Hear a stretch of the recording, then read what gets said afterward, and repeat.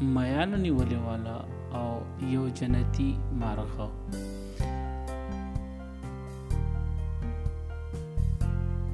وای چې په یو کلی کې یو غریب میانو والا اوسېده. هغه ډیر زیات کمزوری شوی او د هغې د وجې سیند ته میانو نیولو لا نشو تللی. هغه به هره ورځ نیر ته تللو او هلته به یې واړه میان نیول. هغه به ټوله ورځ میان ونیول او هغه به یې بازار ته یوړل او ځان له به یې څه سودا راوړله. خو داسې د هغه عمر ډیر زیات سخت تېرېدلو. یو ورځ همغه ورځو کې هغه ناستو او میانې نیول چې د یو اړخ نه یو جنتي مارغه راغلی او په خوا کې یې کېناستو. دا یو غټ مارغه و او جنت نه راغلی و. د هغه نوم کاهه و. بابا دې تپوس وکړو ته څوک یې او د کوم ځای نه راغلی؟ کاهه ورته وویل زه کاهه یم او زه د جنت نه راغلی یم. کاهه تپوس وکړو چې ستا بل څوک نشته چې ته تاسې مزدوري کوې؟ څوک دې بل څوک نه ساتي؟ تاله نه دي په کار چې دې عمر کې داسې سخت مشقت کوې؟ بابا ورته وویل نو ما به بیا څوک ساتي؟ مرغۍ ورته وویل چې د نن نه پس به زه تاله یو مۍ راوړم او ته به همدغسې ښه په سر کې ژوند تېری. بابا د هغه شکریا ادا کړه او همدغسې د وینا مطابق هغه کاهه به هغه له یو مۍ روزانه د هغه کور مخې ته راوړلو او په مخه به تو. بابا به هغه مۍ اوچت کړو او مارکیټ ته به یوړو او هلته به یې خرڅ کړو او ځان له به یې پرې څه سودا وغیره واغېستله. دغسې د بابا عمر ډیر خوشحاله شو او د پیسو باران پې شروع شو. ډیر مالداره شو او غټ کور یې ځان له جوړ کو او یو مزدور هم یې وساتلو چې هغه له پخلی او نور د کور کار هم کوي. یو ورځ د میانو والا په کور کې ولاړو چې د بهر نه یې اواز واورېدو. یو اعلان کوونکي اعلان کولو چې باچا اورېدلی دي چې یو مرغۍ ده چې نوم یې کاهه دی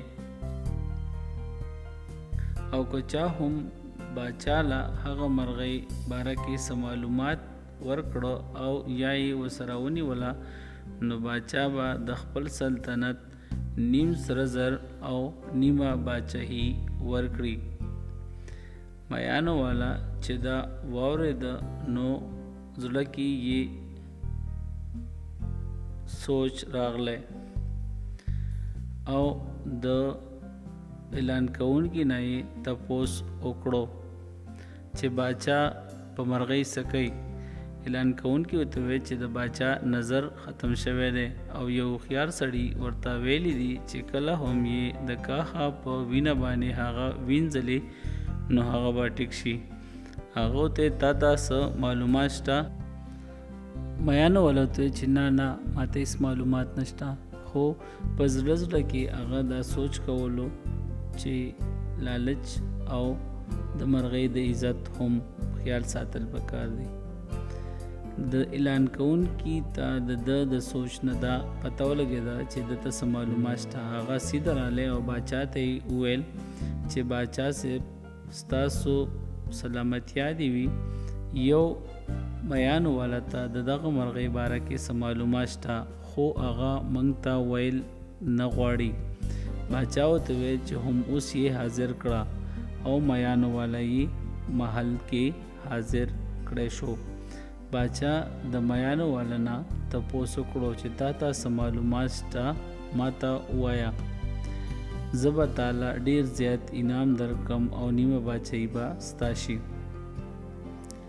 او زما سره به ته نیم باچا شي. میانو والا ته ویل چې باچایي او نیمه باچایي،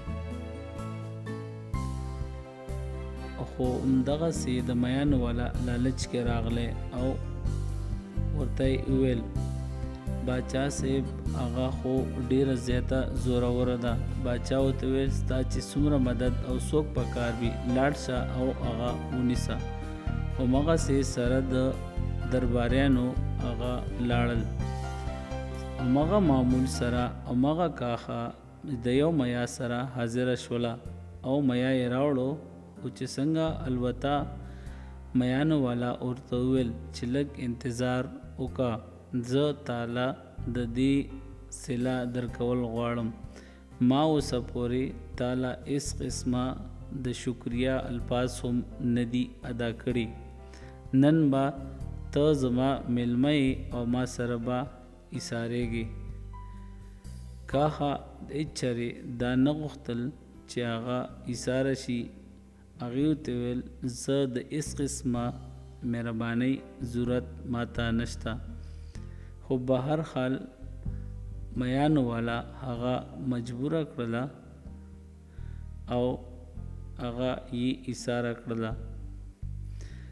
همدغسې اخره کې هغه ایسار شو او څنګه هغه واپس کېناستلو د میانو والا هغه د خپې نه ونیولو او نور درباریانو ته هم یې اواز وکړو چې راشئ او ونیسئ دا کاخه. درباریان راغله خو د هغې وس پې ونه شو ځکه چې دا جنتي مرغۍ ډیره زیاته غټه او زوروره وه. هغه د میانو والا ځان سره همهغسې اوچت کړو او بره یې ګرځولو. میانو والا چې دا ولیدل چې دا خو ما به چرته لرې بوځي او بیا هسې نه چې چرته ورک شم. خو کاخه دا نه ولیدلی. میانو والا په چغو شو او کاخه ته ویل ما معاف کا. کاخه ورته ویل چې ته ډیر زیات بی ایمانه یې او ته د دوستۍ قابل یې نه یې. تا سره ما دوستی کوله خو تا زه ګیرول غوښتلم. میانو والا ورته په زارۍ او منت شو چې واپس مې کور ته بوځه، بیا به داسې. همغه جنتي مارغه هغه کور ته واپس راوړو او کور مخې ته یې وغورځولو. همغسې کاخه په مخه لاړه او بیا واپس رانغله.